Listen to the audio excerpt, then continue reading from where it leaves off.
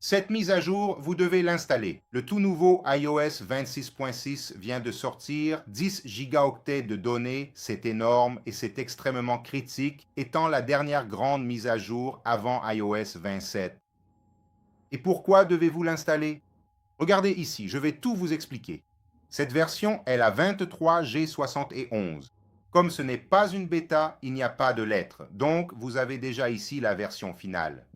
Le firmware du modem est le 1.70.01 et cela devrait améliorer la connectivité que vous avez aussi bien sur votre réseau 5G que sur votre réseau Wi-Fi. Maintenant, visuellement, vous pourriez penser qu'il ne vaut pas la peine d'installer cette mise à jour, mais elle fait deux choses très importantes.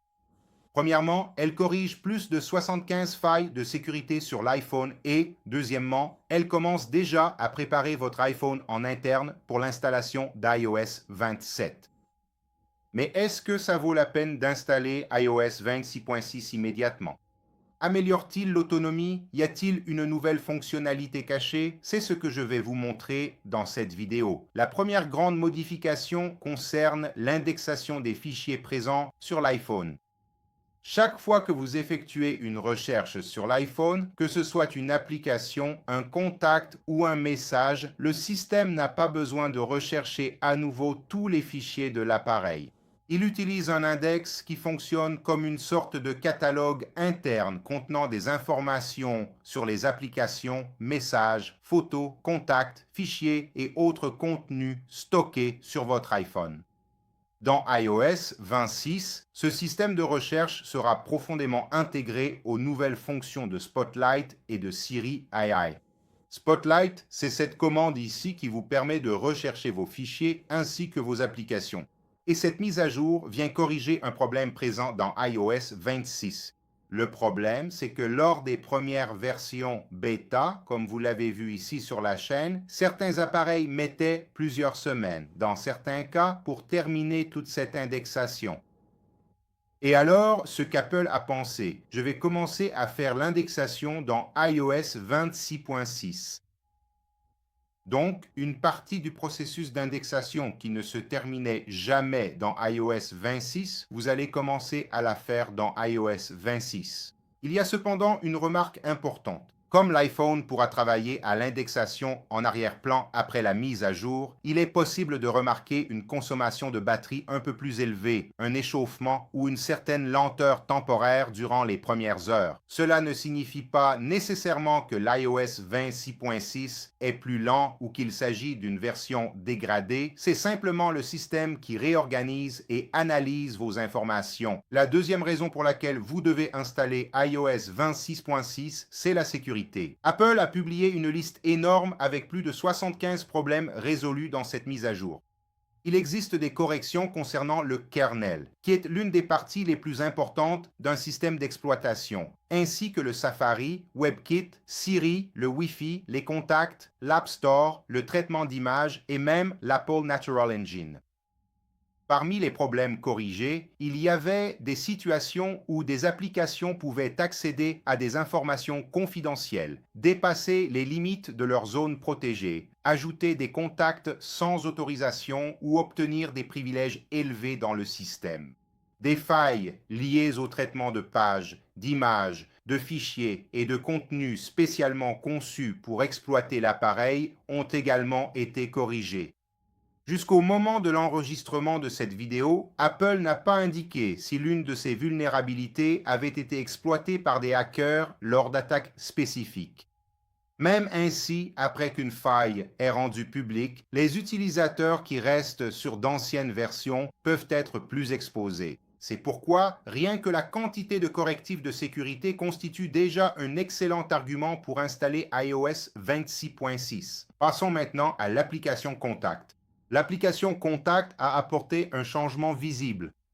L'iPhone possède une limite quant au nombre de contacts pouvant être ajoutés à la liste de blocage. Auparavant, lorsque l'utilisateur atteignait cette limite, si je ne me trompe pas, il s'agissait de 8000 contacts bloqués, le système n'expliquait pas clairement ce qui se passait.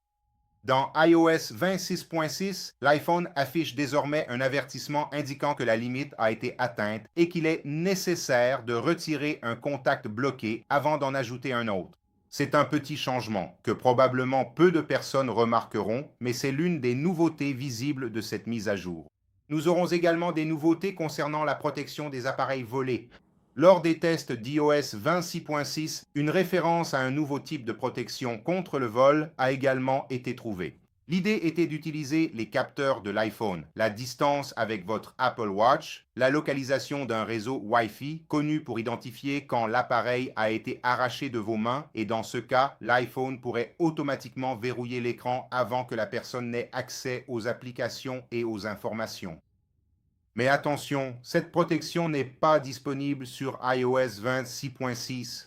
Le code existe dans le système, mais la fonctionnalité est encore en cours de développement et pourra être activée lors d'une future mise à jour d'iOS. Donc, n'installez pas iOS 26.6 en espérant trouver cette fonction dans les réglages.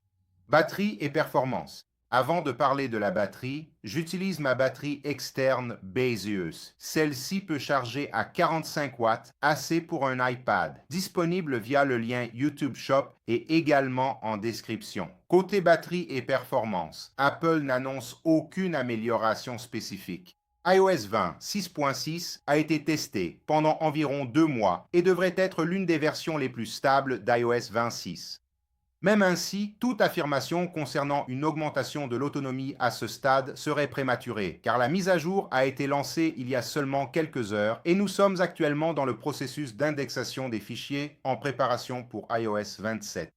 S'il y a un changement important, je vous tiendrai au courant ici sur la chaîne. Profitez-en pour vous abonner, d'autant plus qu'on veut atteindre 50 000 abonnés et vous pouvez aider la chaîne à atteindre cet objectif. Donc, est-ce que ça vaut la peine d'installer iOS 20 6.6 pour ceux qui utilisent une version stable? Ma recommandation est de l'installer. Pas à cause d'une nouvelle fonctionnalité, ni d'un changement visuel, mais pour les plus de 75 corrections de sécurité et la préparation du système pour iOS 27. Faites une sauvegarde de vos données, laissez l'iPhone branché à un chargeur et effectuez la mise à jour à un moment où vous n'avez pas besoin d'utiliser votre appareil. Maintenant, pour ceux qui utilisent déjà la version bêta d'iOS 27, il n'est pas nécessaire de revenir à iOS 26.6. En général, les corrections faites en arrière-plan, au-delà de l'aspect visuel, sont aussi mises à jour dans la version bêta. Donc, ne vous inquiétez pas à ce sujet pour le moment. Maintenant, j'aimerais savoir, est-ce que la mise à jour iOS 26.6 est déjà apparue pour que vous puissiez l'installer et quelle a été la taille de la mise à jour sur votre appareil?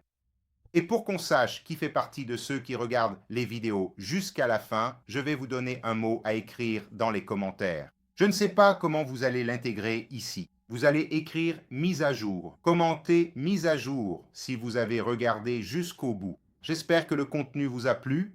Partagez à ceux sur iPhone pas encore sous iOS 26.6. À la prochaine.